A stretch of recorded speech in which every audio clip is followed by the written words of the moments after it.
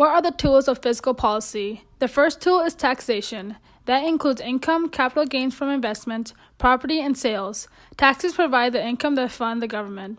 The second tool is government spending. That includes subsidies, transfer payments including welfare programs, public work projects, and government salaries. What are the tools of monetary policy? Tool number 1 is open market operations. Open market operations are when central banks buy or sell securities. These are bought from or sold to countries' private banks. When the central bank buys security, it adds cash to bank reserves.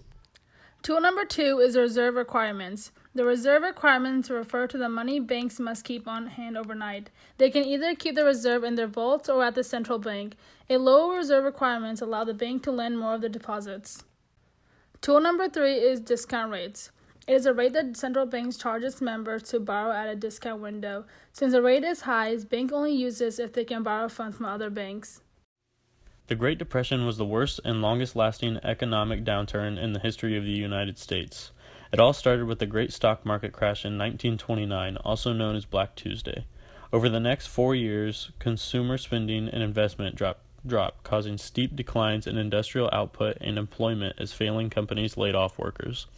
At the worst of the Great Depression in 1933, some 15 million Americans were unemployed and half of the country's banks had failed.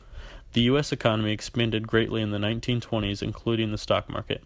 By 1929, the stock market had reached its peak, and as a result, production started to decrease and unemployment began to increase. The Great Recession officially was from December 2007 to June 2009. It began with the bursting of an $8 trillion housing bubble, and the resulting loss of wealth led to less consumer spending. This also led to a collapse of business investment. Due to this, many jobs were lost as well.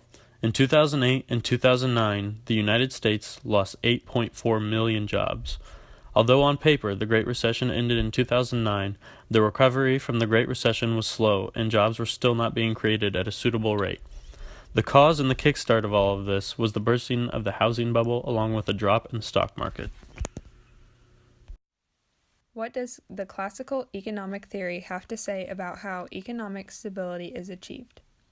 The fundamental principle of the classical economic theory is that the economy is self-regulating. Classical economics rely on 3 key assumptions, which are flexible prices, Say's law, and saving investment equality. Markets automatically achieve equilibrium and doing so maintain full employment of resources without the need for government intervention. Classical economists state that the economy is always capable of achieving the natural level of real GDP or output that is maintained when the economy's resources are fully employed.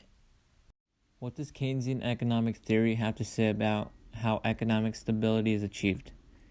Keynes' theory focuses on the relationship between aggregate income and government spending. Keynes used this model to argue that the economy's equilibrium level of output or real GDP may not correspond to the natural level of real GDP. Instead, the equilibrium level of real GDP is a level that is consistent with the current level of aggregate expenditure. If we do not have enough expenditure to purchase all the GDP supplied, output will be cut back until the level of real GDP is equal. Hence, if the current level of spending is not sufficient to purchase the natural level of real GDP, then the equilibrium level will lie somewhere below the natural level. Which theory is best suited to solving the debt crisis and current economic situation, and why? The best theory to solve the debt crisis and the current economic situation is the classical theory. This theory dominated in the 18th and early 19th centuries and laid the foundation for much of modern economics. The 18th and 19th century was better economically compared to now, besides all the war debts. Classical theory is often referred to as laissez-faire economics. In this theory, it emphasized growth, free trade, competition as free from government regulation as possible. And also, when individuals pursue their own interests, society as a whole benefit.